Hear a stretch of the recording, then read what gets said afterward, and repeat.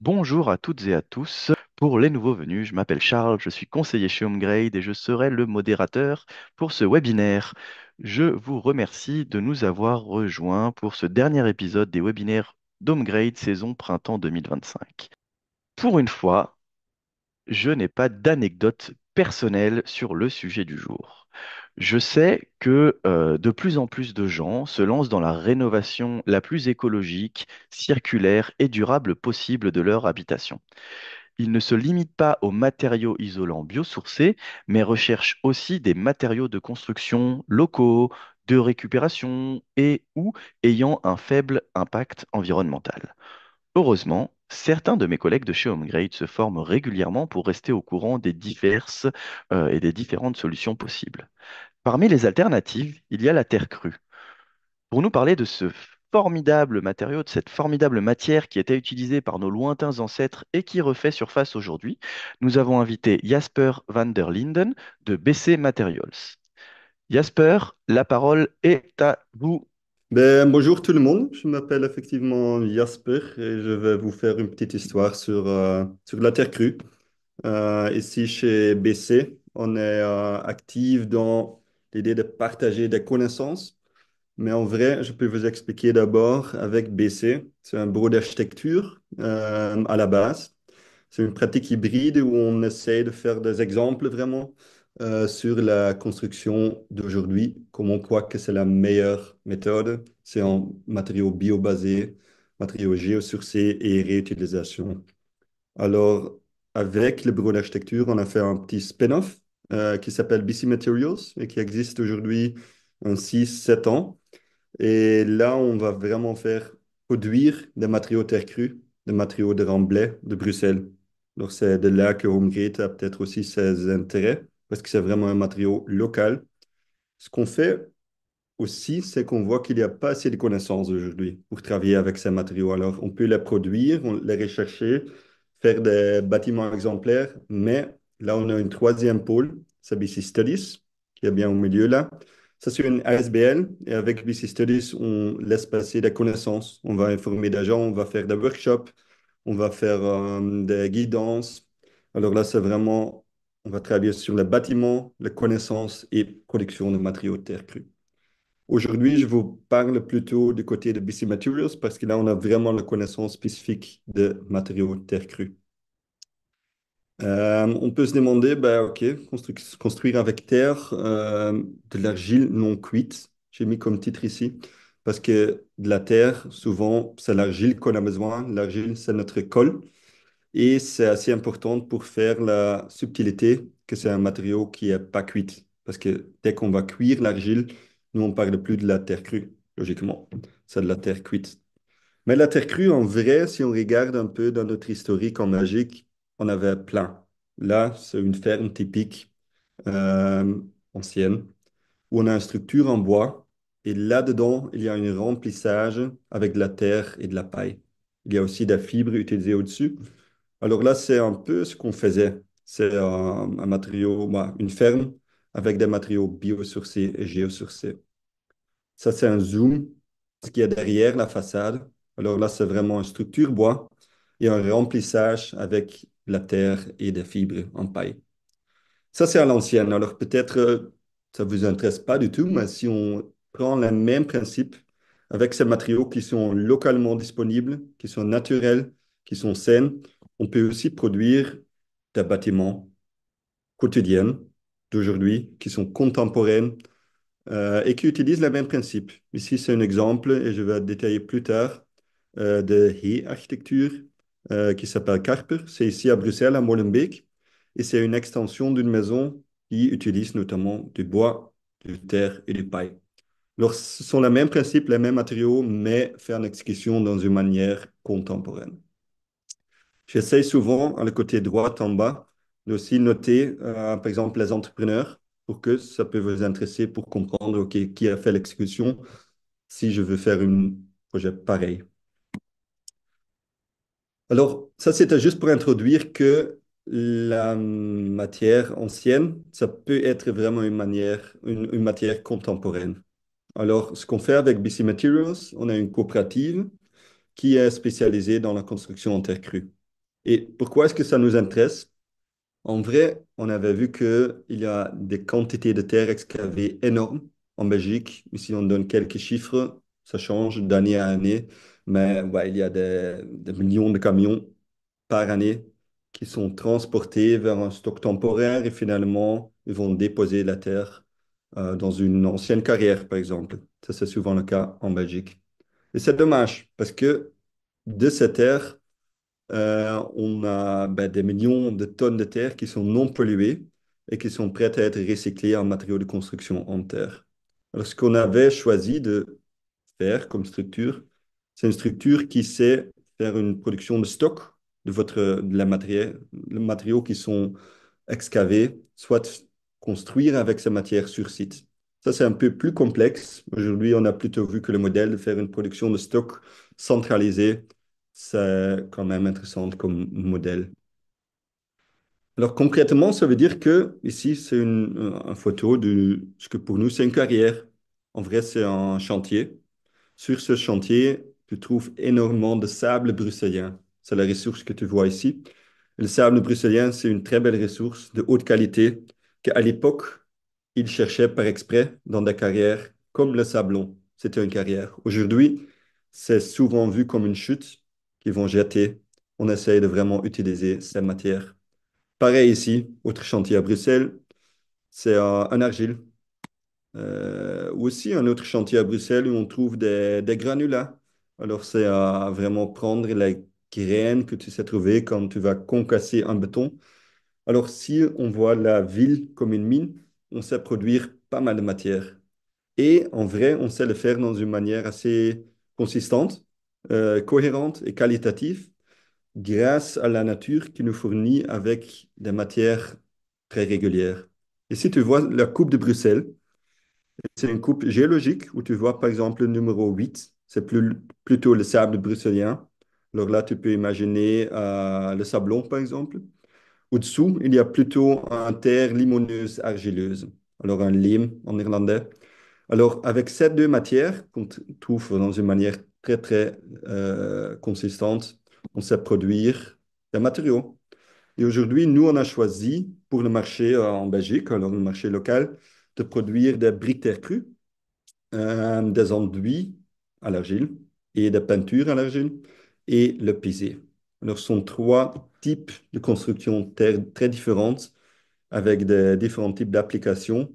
Mais là, on voyait qu'il y a probablement un intérêt pour le marché, pas nécessairement ancienne, vraiment construction contemporaine en Belgique, à Bruxelles.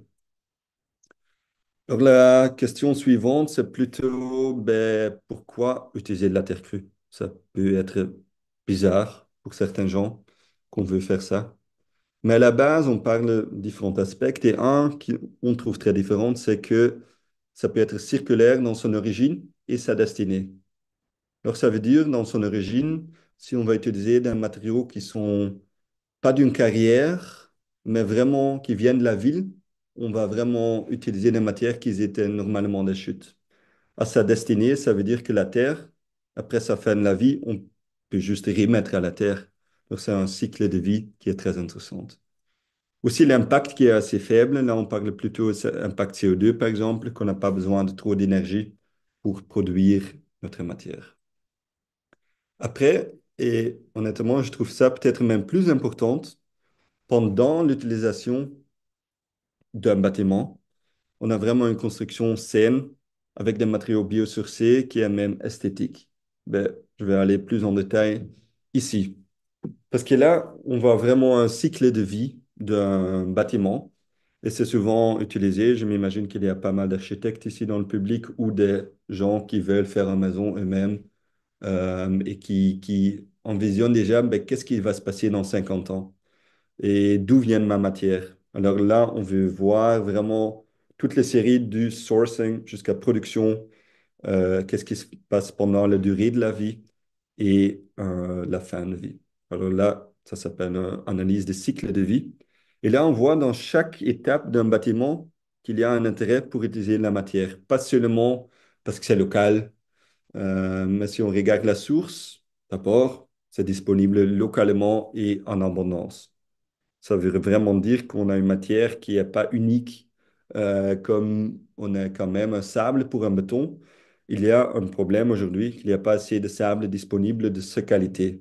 Alors ça doit venir de loin, ça demande de l'énergie pour les chercher. Pareil avec beaucoup de carrières. Ici, on peut valoriser des déchets qui sont déjà disponibles dans la ville.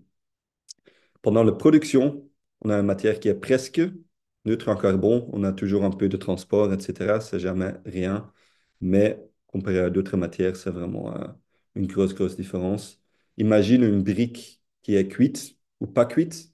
Ben, c'est vraiment le process de cuire, de le mettre dans un four pour 3 jours qui rajoute l'impact carbone.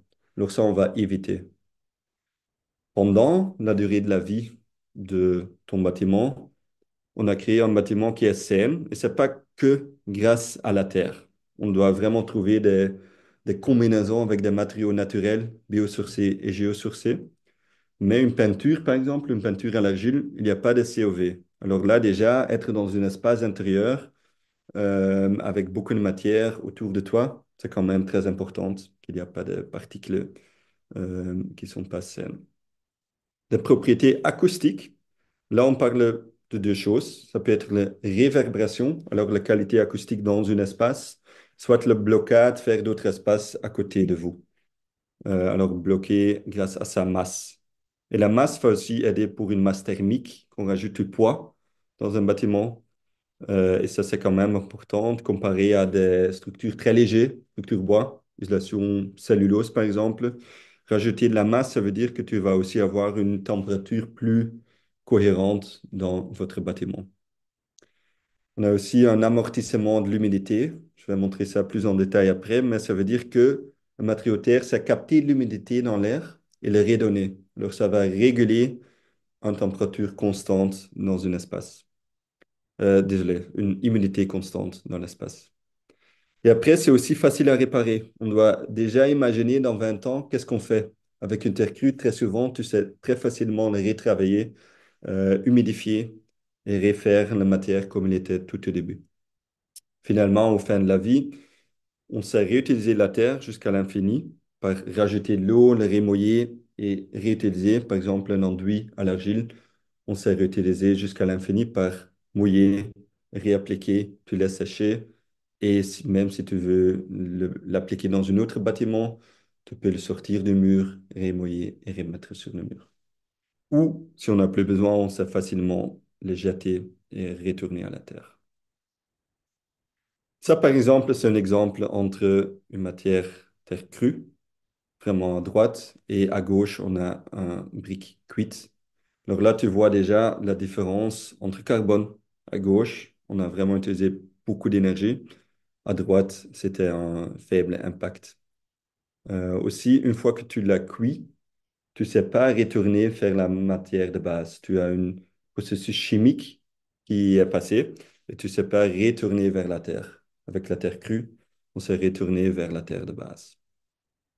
Si on regarde à cet impact, ici tu vois un schéma qui montre en bas à gauche l'utilisation tout en bas de l'eau. Alors on n'a pas besoin de trop d'eau pour le produire comparé à tout en haut un muret d'eau en verre par exemple. Tu as besoin d'énormément d'eau et plutôt vers la droite, tu vas voir le carbone qui est utilisé pour produire. Un béton par exemple, un béton très fort, tu as beaucoup de carbone. Et souvent, c'est pas nécessaire d'avoir cette force. Un béton en 100 mégapascales, c'est très rare que tu as besoin, mais c'est utilisé à trop, même si on n'a pas besoin. J'ai parlé de la régulation de l'humidité. Ici, c'est un petit schéma qui montre le plus que tu montes, le plus qu'on a une régulation d'humidité qui est bien. Alors là, on voit vraiment avec des matériaux crus. Il y a des différences dans les matériaux terre crus. Mais ils sont beaucoup plus hauts que un brick cuit, par exemple, qui est ici à 0,5. Alors, on va vraiment faire 5 fois plus la régulation de l'humidité dans un espace. Par contre, ce qu'il faut très bien comprendre, c'est que tout ce qu'on parle, de matériaux terre crus, on parle plutôt de les utiliser dans un contexte intérieur. Une fois qu'on va humidifier trop un matériau terre cru, ça va bah, ça va pas être solide.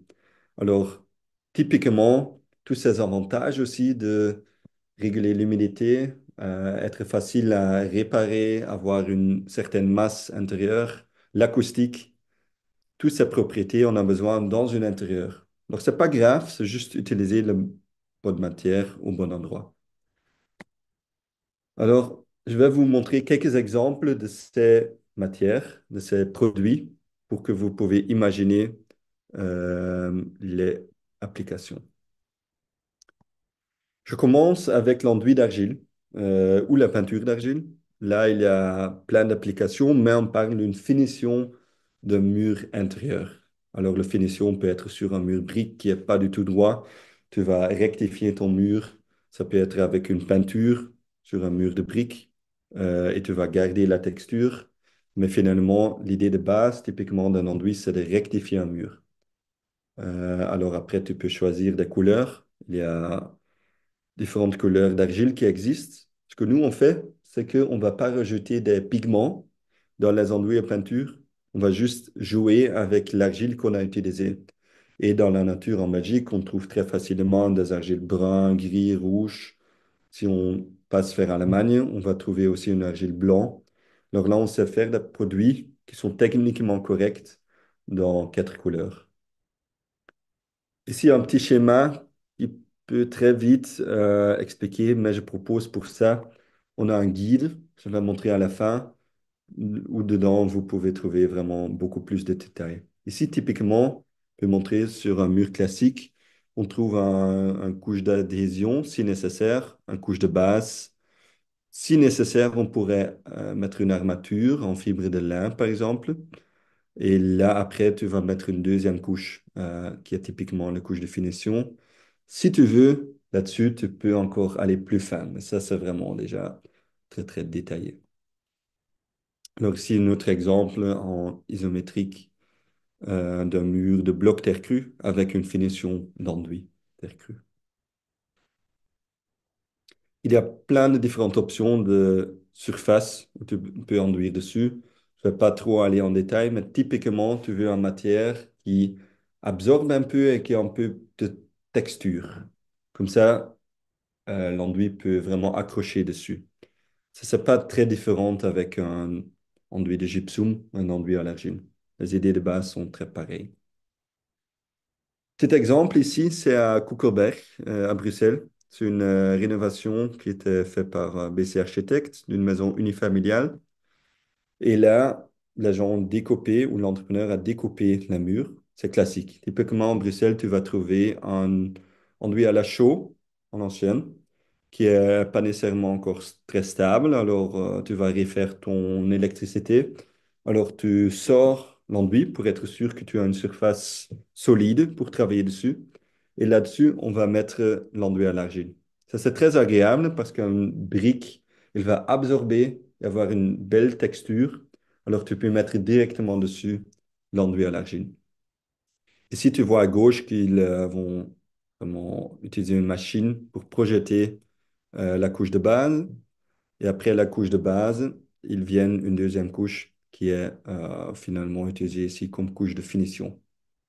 Là, tu vois une autre étape. Typiquement, on va utiliser une éponge. Ça c'est rare que ça, c'est machinal, mais quand même, c'est possible pour être plus efficace. Et là, à droite, tu vois la texture finale de ce enduit. C'est l'enduit de base qu'on a. Alors, il a pas mal de textures. Tu peux aussi choisir un enduit de finition qui est plus fin, un enduit fin. Ici, ils ont choisi la couleur rouge.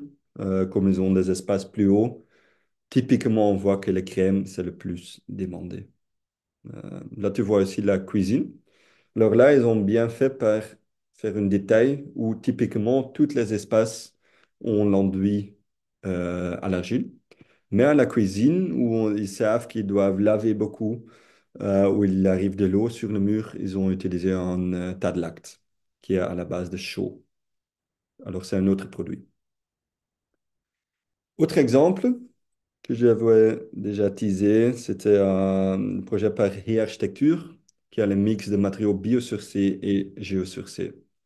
Donc ici, tu vois l'extension sur le bâtiment en bois. Sur la façade, ils ont utilisé un brique cuite. ce qui est demandé par Molenbeek aussi, par la commune, mais ce qui va très bien protéger contre la pluie.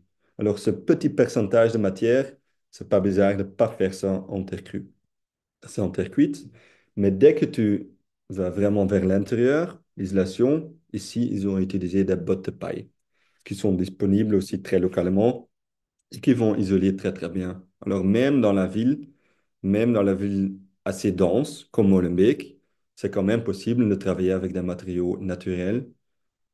Dans une lecture plus détaillée, j'ai une fois montré le détail classique comparé à ce détail, et c'est pas que les murs sont beaucoup plus grosses. En vrai, c'est un système très très simple avec la structure bois, le paille entre la structure, alors tu gagnes déjà un peu d'espace, et vers l'intérieur, ils ont juste mis un enduit à l'argile.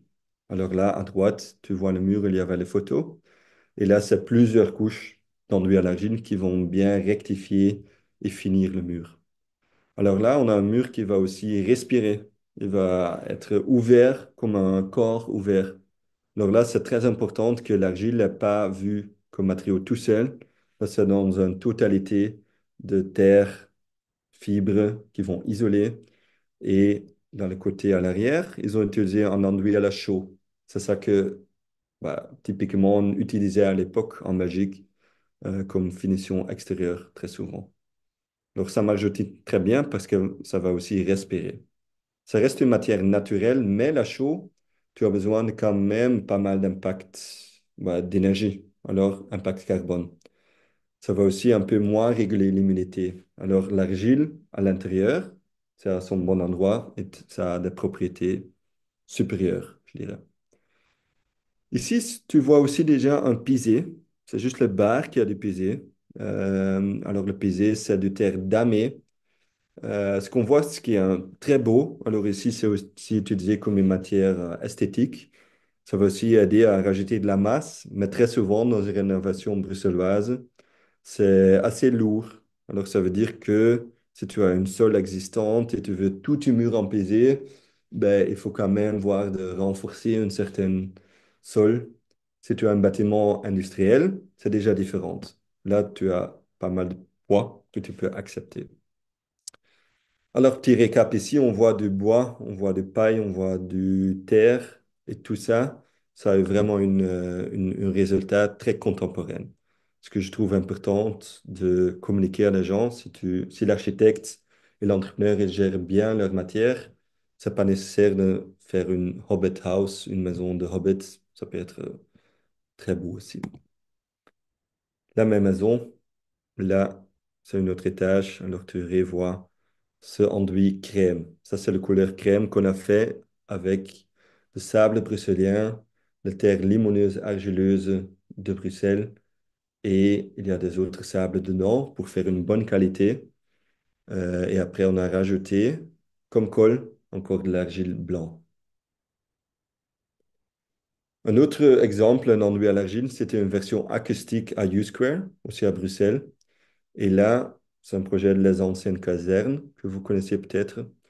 Là, il y avait des hautes demandes acoustiques au niveau des réverbérations. Alors là, on a appliqué un enduit avec beaucoup de fibres dedans. C'est ce que vous voyez en haut.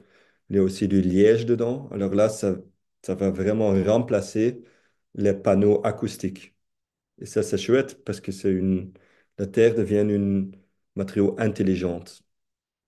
Si tu vois un détail, une matière brute qui fonctionne acoustique et au-dessous, une matière qui est plus fin, qui est vraiment la finition. Après, on a aussi des peintures à l'argile. Alors là, tu vois à gauche, dans le showroom ici, chez BC, les gammes de couleurs. Alors, par mélanger ces argiles, tu sais vraiment vous-même faire un mélange. Tu commandes, par exemple, deux fois ou deux quantités de brun et une quantité de rouge, et tu sais faire un mélange entre ces deux couleurs sans rajouter de pigments. La peinture, c'est très chouette si tu veux pas rectifier ton mur. Tu veux qu'un brique, par exemple, reste visible et tu veux que ça respire et que tu rajoutes pas de COV dans l'espace. Alors là, c'est l'image à droite. Dans le même projet, à gauche, il y avait des murs avec plein de euh, justifications où ils ont rajouté certaines structures, ils ont rajouté de l'électricité. Alors là, ils étaient forcés à enduire. Alors là, ils ont enduisé et mis une peinture à l'argile. La maçonnerie, c'est une autre famille de matières. Alors, la maçonnerie de terre crue, là, on parle vraiment de blocs de terre crue. Et il y a différentes familles de ça. Nous, on a choisi de vraiment travailler sur deux blocs différents. À gauche, tu vois des maçonneries de blocs compressés et à droite sont des blocs moulés. Alors, c'est notre processus de production qui est utilisé pour faire ça. C'est très chouette de faire un bloc terre crue local avec une petite moule et tu vas mélanger un peu de paille, un peu de terre. C'est ce qu'ils font dans la plupart du monde. Nous, on a vu que dans le contexte d'Europe, c'est juste trop cher. C'est trop cher de produire ça. Et notre mission, c'est de agrandir le marché. Alors là, on a trouvé des collaborations avec l'industrie qui va typiquement faire des produits de blocs qui sont soit des blocs qui sont classiques, des blocs de façade, qui sont pas crus, mais cuits, soit des blocs de ciment. Ici, tu vois une photo d'une usine qui fait typiquement des blocs de ciment. Nous, on utilise de temps en temps leur production pour faire des blocs qui sont pas avec du ciment, qui sont des blocs terre. Alors, ça fait que le prix peut diminuer beaucoup. Le prix d'une usine qui va quand même déjà fonctionner, où toutes les machines existent déjà, c'est beaucoup plus moins que nous qui font une petite production ici à Bessy.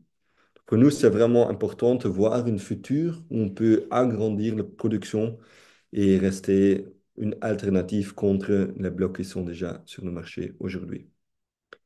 Je vais plutôt vous faire un exemple d'une maçonnerie terre crue. Ici, on a Edegem, à côté de Anvers. Et là, il y a le projet de Fort 5, qui est une bioclasse. Euh, alors là, c'était une compétition gagnée par BC Architectes et on a produit les blocs terre crue. Ça, c'était avant qu'on avait ces collaborations avec l'industrie. Alors, on a ici des blocs qui sont maçonnés par un maçon qui n'avait jamais utilisé un bloc terre crue. Et ça, c'est très important pour nous parce que la question, il vient après qu'on peut offrir un produit, mais qui va faire l'exécution? Chez un PG, c'est pas tellement facile. Nous, en Belgique, on a beaucoup de bons maçons, alors ils savent très bien maçonner ton mur. Ici, on a aussi utilisé des arches. Ça montre que de la terre crue, ça marche très très bien sur la compression.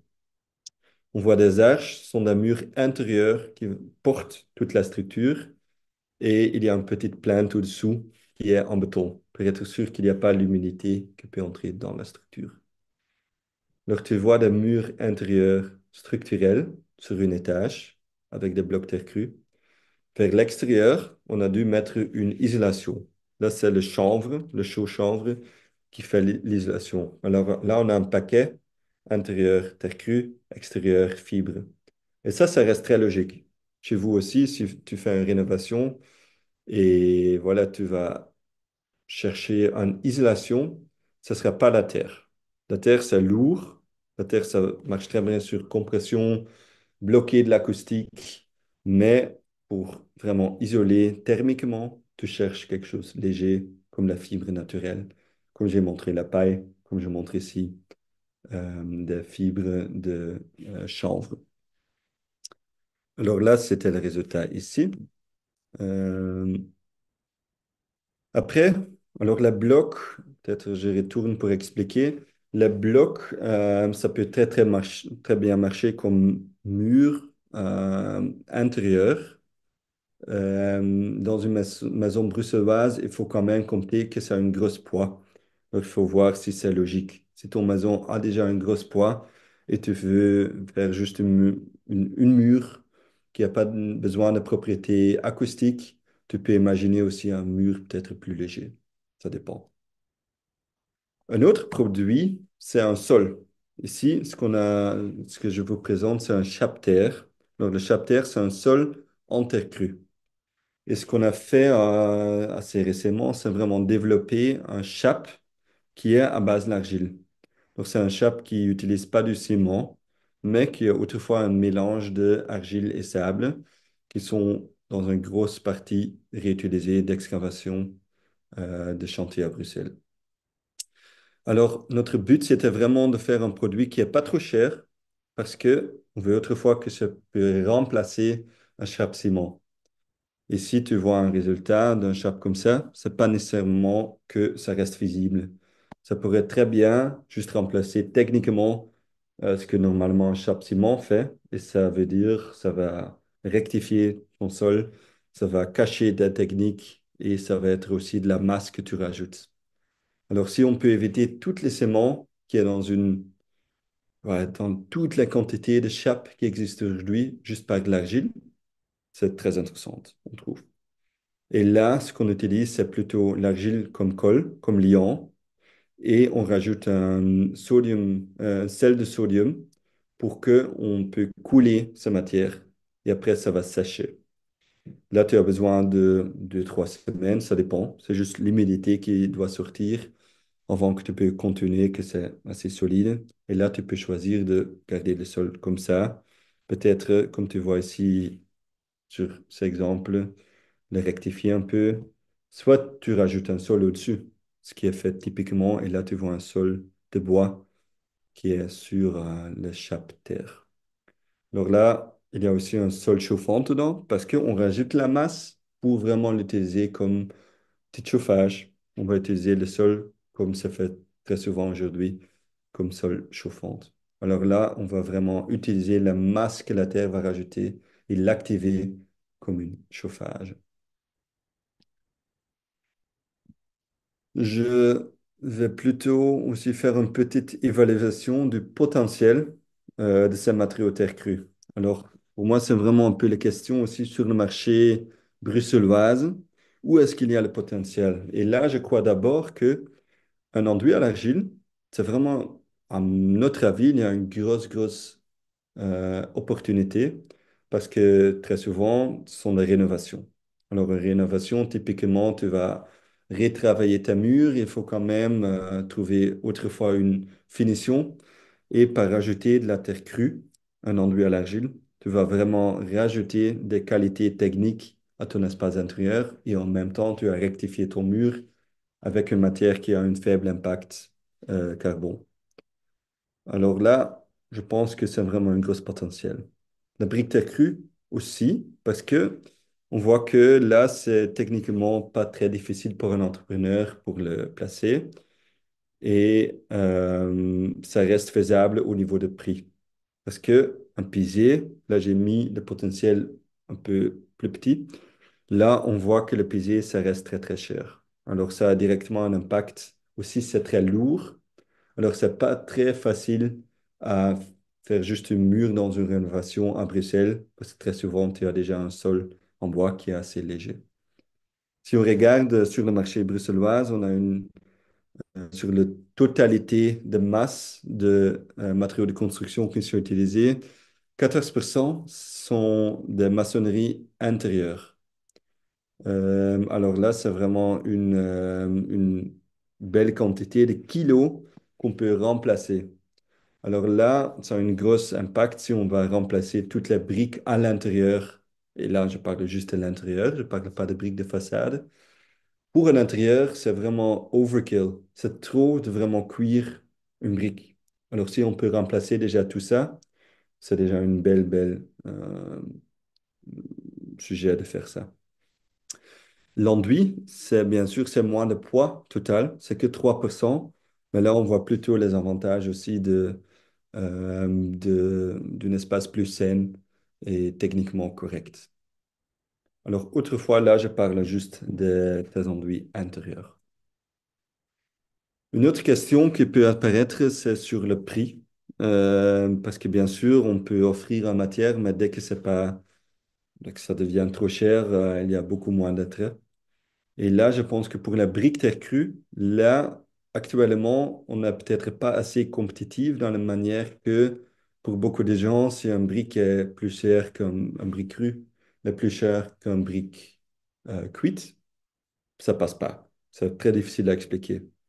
Alors aujourd'hui, c'est le cas. Je crois que notre briques sont typiquement 20-30% plus chères que l'alternative qui est, par exemple, le cuite.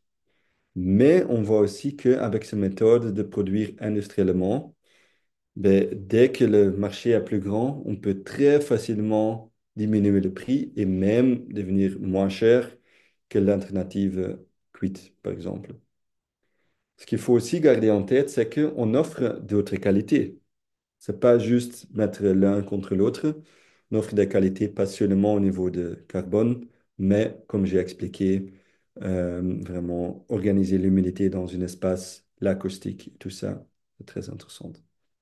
Un enduit à l'argile, c'est un matériau de base. Un enduit de base, par exemple, ça coûte pas beaucoup. On parle d'une 4, 5, 6 euros par mètre carré en matière. Le jeu, là, c'est vraiment l'application. Là, si on a une construction logique et un entrepreneur qui met un prix correct, on peut quasi arriver à un prix comparable entre un enduit à l'argile et un enduit plâtre classique avec une couche de peinture dessus. Ce qu'il ne faut pas oublier, c'est que typiquement, un enduit à l'argile, on va garder l'enduit à l'argile comme finition. Typiquement, chez un plâtre, il faut quand même, après que ton plafonneur a passé, attendre quelques semaines jusqu'à un mois avant que tu vas mettre encore un accrocheur, très souvent, et une peinture classique. Alors, c'est un extra prix qu'il faut compter. Euh, Moi, je parle plutôt des enduits de base. Si tu vas vraiment entrer le marché d'enduits de finition, très fin, très travaillé, là, c'est une autre gamme de prix. Mais tu as aussi une texture et une finition haut de gamme. Si on parle de pisé, là, on a beaucoup de main-d'œuvre. Et de main-d'œuvre en Belgique, c'est coûteux. Alors là, on ne parle pas du même gamme de prix qui est comparable à un mur classique, un mur béton, parce que on a bah, juste beaucoup d'heures, alors c'est cher. Et là, on voit que ça devient plutôt faisable pour mon accent, parce que c'est très beau, c'est techniquement aussi chouette de rajouter de l'inertie, mais c'est plus accessible comme un élément d'accent et pas tout un bâtiment en pisé. C'est faisable, mais c'est plus cher. Tout ce que j'ai dit ici, c'est vraiment quelques bases et on est on sait très très bien que aussi un ingénieur ou toi comme entrepreneur ou comme client, tu as besoin de beaucoup plus d'infos et de détails techniques. Alors, tout ce que j'ai dit ici, en vrai, vous pouvez retrouver dans un guide. Et on a organisé trois guides. Le premier, c'est un peu l'histoire que je vais vous donner maintenant. C'est un guide général sur comment construire durablement avec des matériaux terre crue. Et ça donne un contexte sur l'impact, sur quels matériaux existent, sur quel contexte est-ce que tu as besoin, ou est-ce que tu peux utiliser un matériau terre crue. Alors, ça peut vous intéresser. Dès que vous avez besoin de plus de détails sur des blocs terre, là, tu peux voir une autre guide. Là, on a aussi rajouté pas mal de détails de votre mur, peut-être. Si tu as un mur en panneau, si tu as un mur en bloc, il y a beaucoup de différents cas, mais là, on a donné quelques exemples euh, qui comptent aussi pour l'enduit, le deuxième guide, le troisième photo. Alors là, je propose que si vous voulez trouver plus de détails, tu vas sur le site web de BC Materials et c'est là que tu vas aussi trouver dans ce guide certaines assistances pour un entrepreneur. Comment mélanger ton peinture, ton enduit, combien de temps de séchage est-ce que tu as besoin, par exemple, parce que ça, c'est la subtilité de la terre crue que pour devenir solide, il faut que l'eau est sortie. Alors un enduit, tu vas le mettre sur le mur, mais tu veux être sûr que l'eau a sorti avant qu'il est solide. C'est une très différente manière de travailler comme avec un ciment, par exemple. Un béton, c'est une action chimique. Alors c'est une autre manière de séchage ou de devenir dur. Euh, Alors là, je suis quasi à la fin. On a encore 2, 3 minutes. Mais peut-être pour conclure, je trouve que la terre crue, c'est vraiment une alternative intéressante en rénovation parce que on a des améliorations au niveau des qualités intérieures de ton espace. Et je veux vraiment mettre ça en avant parce que si on regarde le marché de rénovation en Bruxelles, ça veut dire que tu rajoutes une qualité dans ton espace. Tu ne dois pas juste le faire parce que pour l'histoire, on peut utiliser un sable bruxellien ou parce que tu es très très sensible à l'impact carbone. Non, il faut aussi vraiment le voir au niveau de j'ai besoin d'un espace sain, j'ai besoin d'un espace qui est sur une certaine humidité, parce qu'on oublie ça très très souvent, qu'on est en train de rajouter très souvent beaucoup de ventilation dans un espace. Mais si on peut réguler une humidité juste par la matière qu'on va utiliser, on va utiliser une matière intelligente qui est aussi future-proof, qui est prêt pour la future. Ça veut dire que si on veut démolir un bâtiment dans le futur, qu'on est prêt à juste mettre ça sur le champ, on est prêt à démolir une bâtiment, une ville dans 20, 30, 50 ans si nécessaire et pas laisser des chutes pour, disons-nous, notre enfant. Voilà, je suis à 3h15, à 13h15. Alors, merci et j'ouvrirai peut-être pour des questions. Super, merci, merci beaucoup Jasper pour ta présentation.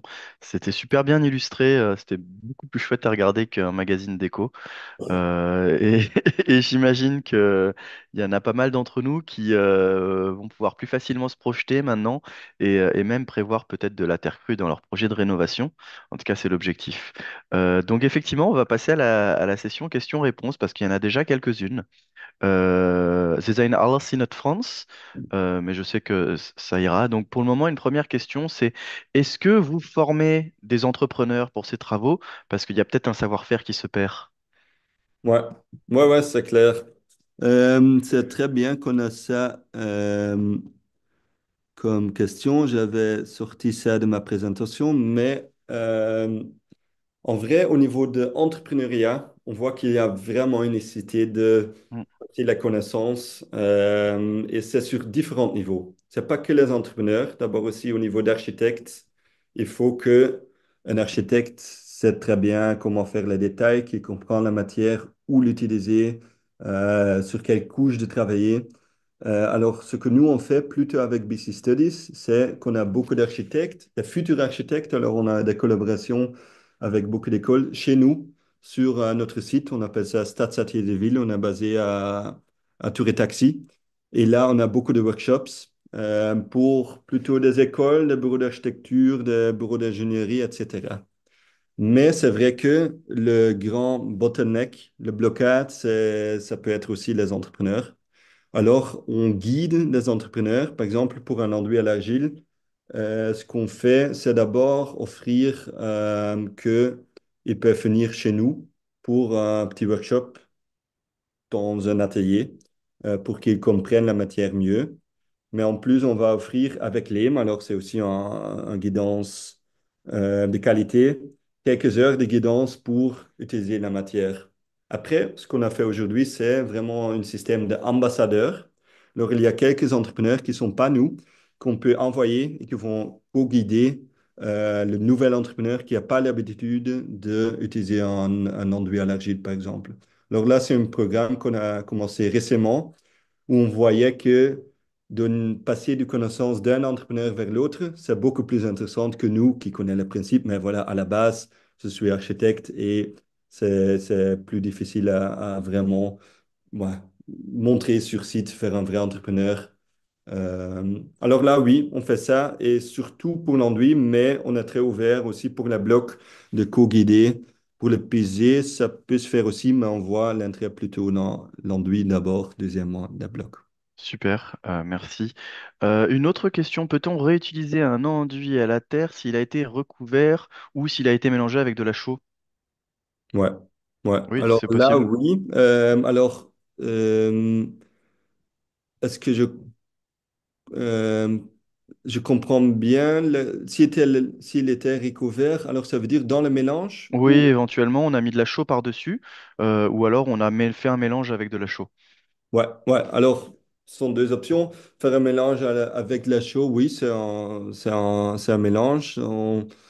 En arabe, ils appellent ça le nous-nous, le Mhm. moitié-moitié. Alors, ils vont mettre une moitié de chaux, moitié de terre, et typiquement, c'est utilisé pour l'extérieur.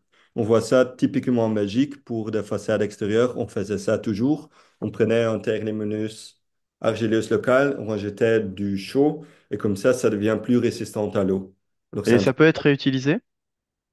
Comment? Est-ce que ça peut être réutilisé Ah, après? Est-ce que ça peut réutiliser être démonté et après? Ouais. réutilisé? Ouais. Alors, ça peut. Ce que tu peux faire, c'est, tu auras juste un peu plus de difficulté à le ménager. S'il y a beaucoup de chaux, il faut le creuser Mhm. et ça va perdre ouais, la force que tu avais rajoutée grâce à la chaux. Alors, ça peut être une matière plus faible à la fin parce Mhm. que vu que tu n'avais pas rajouté assez d'argile comme colle, parce que tu comptes sur le La chaux, chaux, ouais. alors le balance est à réévaluer après. Ce qui Ok. est bien avec l'argile, tu peux toujours réactiver ce col. Mhm. Alors, s'il y avait assez d'argile, ça peut fonctionner. Ouais. Ok, super, merci. Une question, enduit de terre crue dans une cave, sachant que les caves sont Peut-être, souvent peut-être humides en région bruxelloise. peut-être je vais rajouter un peu d'infos sur la dernière parce que je peux Oui. m'imaginer que ça vient de toutes les maisons bruxelloises qui ont leur enduit à la chaux ancienne. Euh, Mhm. Ça, c'était sable bruxellois avec de la chaux. Très souvent, il y a des fibres dedans, qui étaient des fibres d'animaux.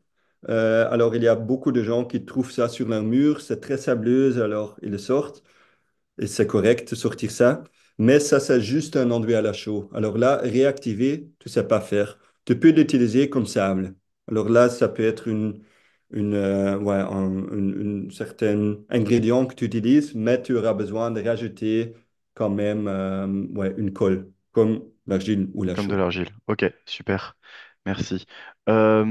Enduit en terre crue dans une cave, sachant que les caves sont souvent humides en région bruxelloise. Ouais. Alors, une des bases qu'on a pour un enduit à l'argile, c'est qu'il faut que l'espace il est sain. C'est pas Mhm. juste pour l'enduit à l'argile, c'est pour n'importe quel enduit, espace et bâtiment. Mhm. Alors, s'il y a un problème d'humidité dans une cave et tu sais qu'il est très humide, ça veut dire qu'il faut d'abord attaquer ça. Sinon, tu auras des problèmes après. Alors, une cave qui est saine, pas de souci. C'est pas un espace qui a une humidité constante. Dès que tu as un espace qui reçoit tout le temps de l'humidité, Mhm. ça va faire ton enduit faible et après un peu de temps, tu auras un problème. Ok, Il y a des enduits à l'argile qui sont utilisés pour... Imagine que tu as un problème d'humidité, tu attaques ça. Par exemple, tu vas à la base de ton mur, tu vas couper pour que tu n'as pas de l'eau qui oui, vient. faire des injections, par exemple. Mhm. Et là, il y a peut-être encore des sels dans ton mur. Il y a pas une enduit, pas un plâtre, pas un enduit à la chaux qui aime bien des polluants dans le mur. Alors là, tu vas quand même peut-être utiliser un enduit de sacrification. Ça s'appelle alors, ça peut être un enduit à l'argile qui va tomber après. Parce qu'il va absorber du mur des sels et tout ce qu'il y a dedans que tu veux pas. Et là, Ouais. après, tu as un bâtiment sain, un cave sain, il est sec, il n'y a pas de polluants dans le mur. Et là, tu peux appliquer un enduit à l'argile. Alors, c'est un peu la même règle comme avec d'autres enduits. C'est jamais bien d'avoir une cave humide, mais dans une cave qui est saine, pas de souci. Ok, c'est très clair, merci. À quel point est-il nécessaire de retirer l'enduit et la peinture existante pour pouvoir recouvrir avec un enduit d'argile? Ouais. Alors, la règle base pour n'importe quel enduit, c'est que ton mur est solide. Dès Mhm. qu'il y a des parties que tu grattes un peu, ben, tu as le risque, si tu vas enduire, que ce couche, il va tomber et ton enduit qui est dessus vient avec. Alors, imagine si ton mur est très, très solide. Très souvent, il faut aussi ouais, vérifier par toucher, toquer dessus qu'il n'y ait pas Ouais, un derrière. Ça, c'est un classique pour n'importe quel enduit. Pareil avec un enduit à l'argile. Alors, tu peux le garder. C'est juste que souvent, tu auras besoin d'un accrocheur pour avoir une succion cohérente partout. donc Là, directement sur peut-être la un peinture, par bâtiment exemple. vert, ouais, sur un mur brique, là, il y a un ancien mur avec un chaud et une peinture déjà dessus. Si tout est très solide, tu peux mettre un accrocheur granulé, c'est très Mhm. souvent, pour qu'il ait une bonne accroche et ça va aussi faire que la succion partout, c'est pareil. Donc, si c'est solide, tu mettrais souvent un accrocheur et là, tu es prêt à enduire.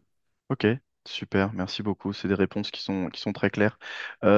Petite différence, avantage, prix entre une peinture à l'argile et une peinture à base de chaux. Euh, Bonne question. Je pense que ça sera... Typiquement, on voit que notre enduit à l'argile, il est vraiment pas cher. Je pense alors un peu moins cher qu'un enduit à la chaux, parce qu'il est typiquement plus cher qu'un enduit classique. Alors, mais honnêtement, j'ai pas de prix de référence avant moi. Je pense que c'est plus important pour vous de aussi savoir les qualités que vous cherchez. Est-ce que tu as besoin de quelque chose qui est résistant à l'eau? Là, Mhm. tu as plus le chaud. C'est très clair. Très souvent, on n'a pas besoin de ça et tu cherches plutôt quelque chose qui respire plus. Et là, un enduit à l'argile, il est intéressant.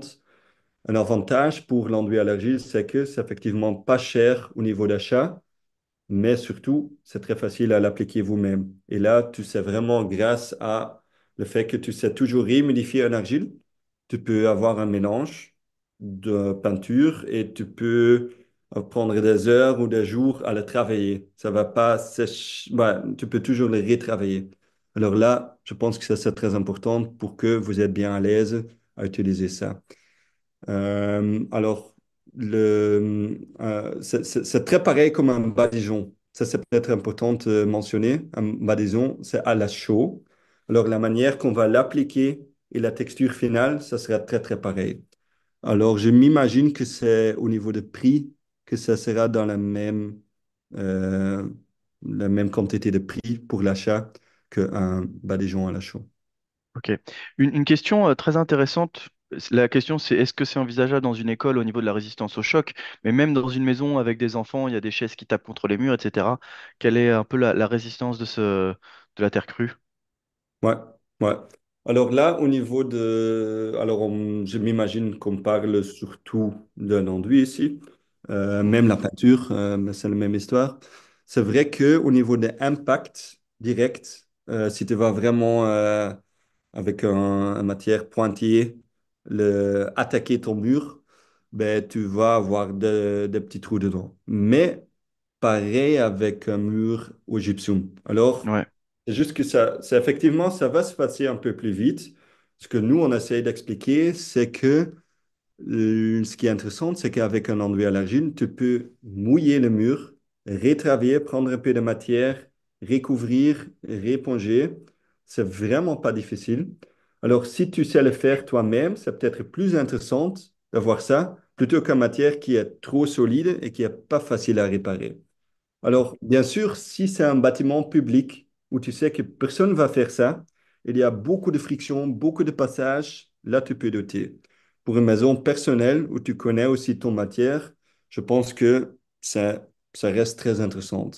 Dans une école, c'est pareil. Typiquement, chaque 5 ans, ils vont repeindre quand même l'école parce qu'il y a aussi des traces, il y a aussi des petits trous dedans. Ça se passe avec n'importe quelle matière. Alors ici, c'est juste doivent peut-être accepter qu'effectivement, c'est un peu plus faible.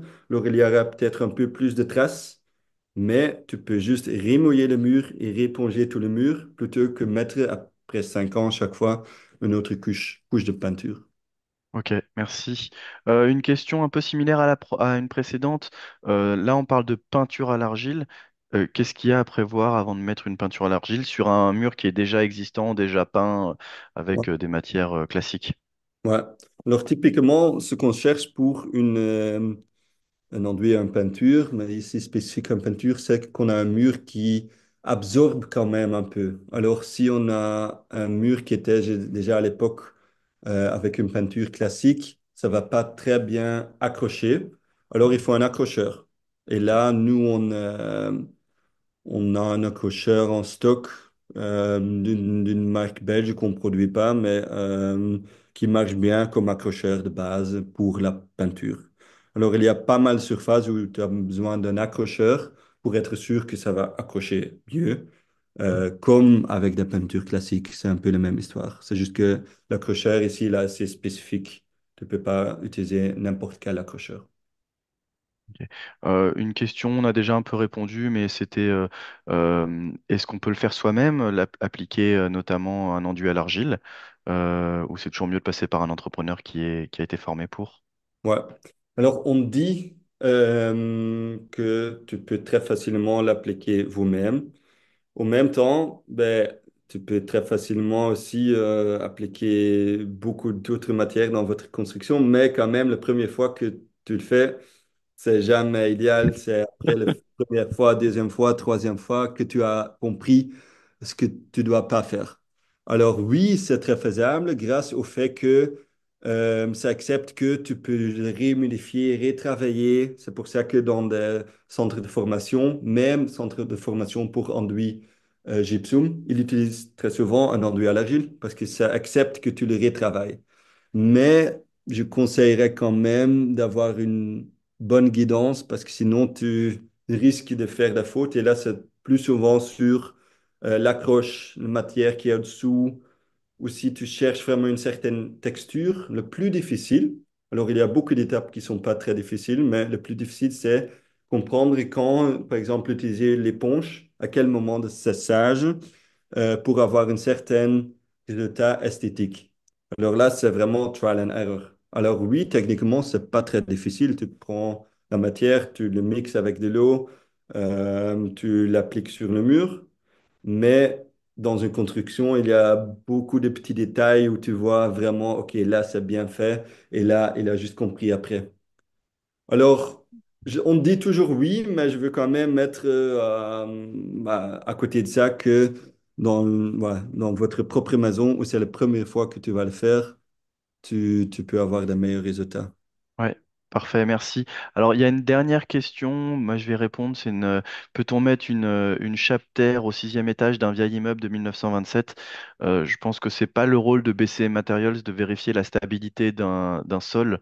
Donc ça, si vous avez des doutes, vous pouvez faire peut-être appel à un ingénieur stabilité et de voir quel est le surpoids au poids en mètre cube, Ouais, en tout cas c'est par ça. mètre La carré. masse, alors, il est le plus importante que vous savez combien ça va peser. Hmm. L'avantage des As, c'est que avec le chapter, avant, on parlait plutôt de sol empisé. Alors là, c'est une technique qui est connue, mais c'était cher, c'est pas facile à appliquer. C'est pour ça qu'on a évolué à développer ce chapter. Avec un pisé, tu vas damer sur place et mettre plein de poids au moment même, etc. Ici, avec un chapter, au moins, on va juste coller et c'est pas beaucoup plus lourd qu'un chape ciment. Ok, Alors là, mais c'est parfait. idéal. Peut-être. J'espère, il est 13h30. Ok, Merci beaucoup. Nous arrivons à la fin du webinaire. On a pu répondre à toutes les questions, mais je vous invite à contacter BC Materials si vous avez d'autres questions qui vous viennent. c'est bien. Euh, merci beaucoup, Jasper, pour cette Merci à présentation. vous. Merci à vous toutes et à vous tous d'avoir assisté à cette présentation. Excellent après-midi à toutes et à tous. Et à très bientôt, en tout cas après l'été. Jasper, merci.